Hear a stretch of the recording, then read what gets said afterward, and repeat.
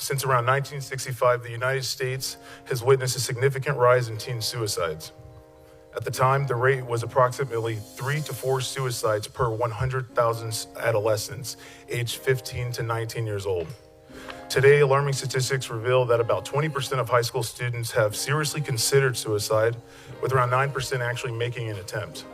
Experts believe that mental health challenges such as depression, social anxiety, and stress are major contributors to this troubling trend that was posted by UCLA.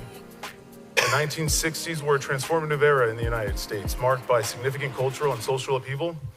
The Woodstock Festival, which took place on August 15, 1969, epitomized the spirit of the countercultural movement, celebrating peace and music amidst societal turmoil.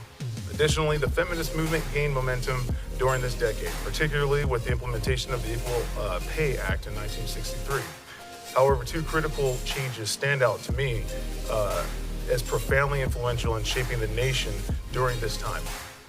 In 1963, the Supreme Court ruled that mandatory Bible reading and prayer in public schools violated the Constitution, effectively prohibiting organized religious instruction in educational settings. This landmark decision marked a significant shift in the American educational landscape. By 1968, the absence of biblical teachings paved the way for the introduction of theory of evolution as a cornerstone of science and education, fundamentally altering the curriculum in public schools. During my tenure on the Board of Education, I have attended 6 different classes, including 2 high school science courses. In one of these classes, I observed a segment featuring renowned physicist Lawrence Krauss, who controversially stated, and I quote, "Forget Jesus. The stars died so you could be here today." Additionally, students engaged with a video presentation by Neil deGrasse Tyson, who remarked, I quote again, "We are the children of the sun and stars made of stardust," unquote. These lessons underscore the prevailing scientific narratives being presented in our schools today.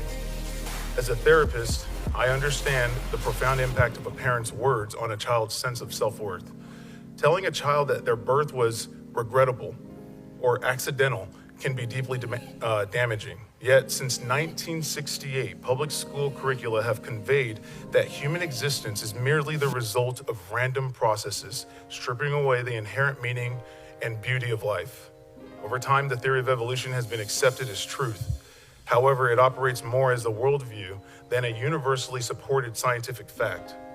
Many argue that this perspective is taught in schools with limited empirical support, while the Bible offers a foundation that encompasses science, creation, and significant events like the flood, and even aspects of astronomy.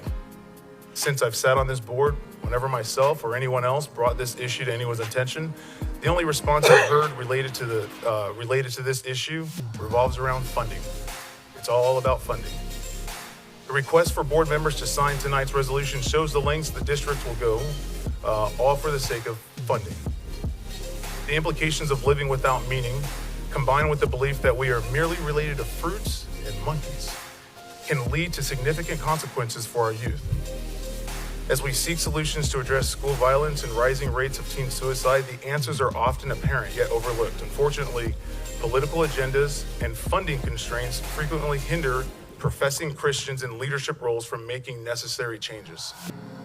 Across the nation, school districts have begun to reintegrate optional Bible curricula, with many reporting positive outcomes. These efforts highlight the potential benefits of fostering a sense of purpose and community among students, which can be crucial in combating the challenges they face today.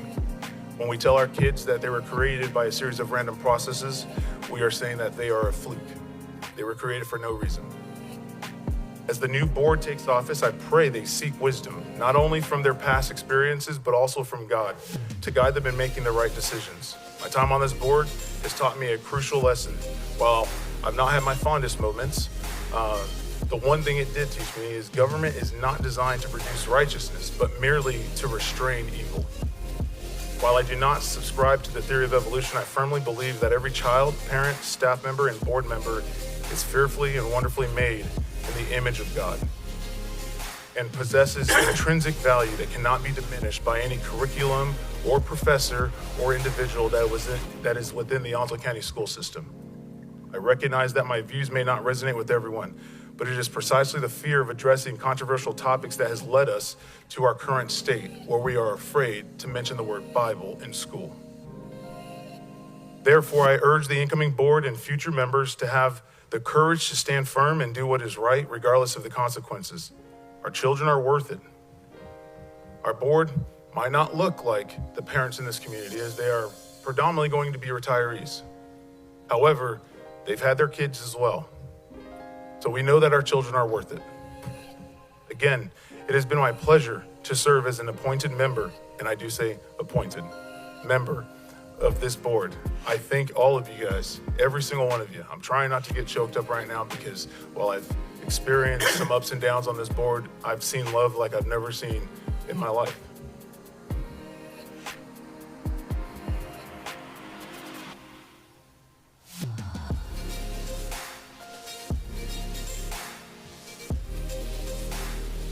I thank you guys all for giving me a chance.